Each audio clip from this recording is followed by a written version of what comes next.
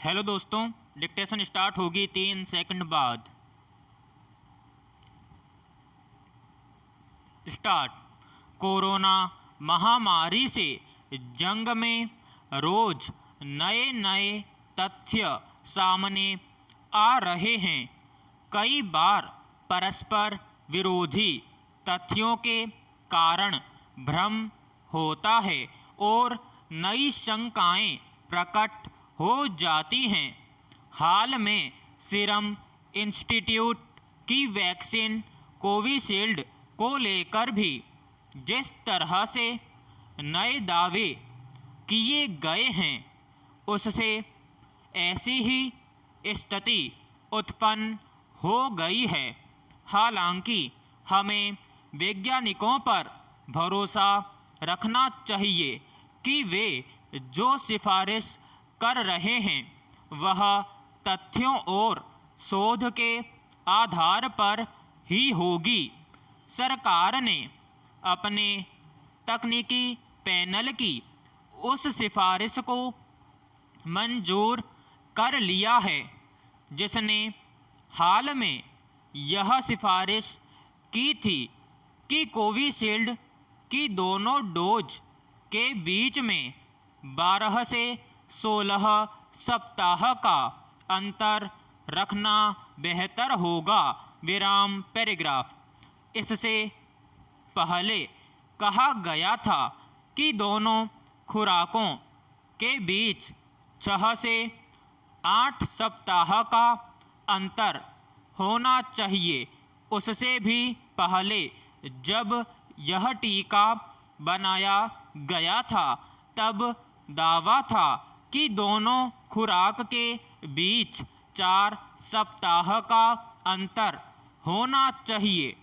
दूसरे टीकों से अलग कोविशील्ड को लेकर इस तरह के दावे ऐसी परिस्थितियों के बीच आ रहे हैं जब सबसे बड़े टीका निर्माता से दुनिया को जल्द से जल्द टीका उपलब्ध कराने की अपेक्षा की जा रही है।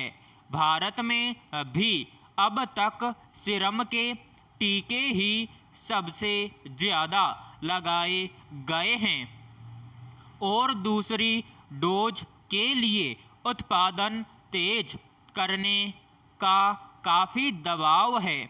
कई राज्यों ने टीके की अनुपलब्धता के कारण 18 से 45 आयु वर्ग के टीकाकरण को या तो रोक दिया है या धीमा कर दिया है, जबकि संक्रमण की दूसरी लहर में इसे तेज करने की ज़रूरत थी।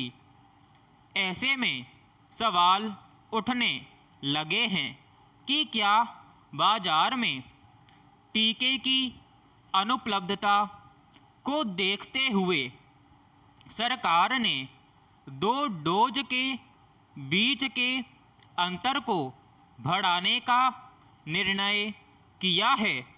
हालांकि इस सवाल का भी कोई वैज्ञानिक आधार नहीं है। तकनीकी समिति की सिफारिश पर शक करना हमारे वैज्ञानिकों पर संदेह करना है, जो तब तक उचित नहीं है जब तक कोई तथ्यात्मक आधार सामने न आए। पैराग्राफ। इस पूरे मामले पर विचार करते हुए हमें यह नहीं भूलना चाहिए कि प्रतिष्ठित मेडिकल जर्नल द लैंसेट ने एक शोध में दावा किया था कि कोविशील्ड की 2 खुराक के बीच 3 माह का अंतर होने पर बेहतर प्रभाव देखा गया है। तीसरे चरण के रैंडम ट्रायल के बाद द लैंसेट ने कहा था कि पहली खुराक के बाद टीका लगवाने वाले को 76% सुरक्षा मिलती है। इसलिए 2 खुराक के बीच आसानी से 3 माह का अंतर रखा जा सकता है।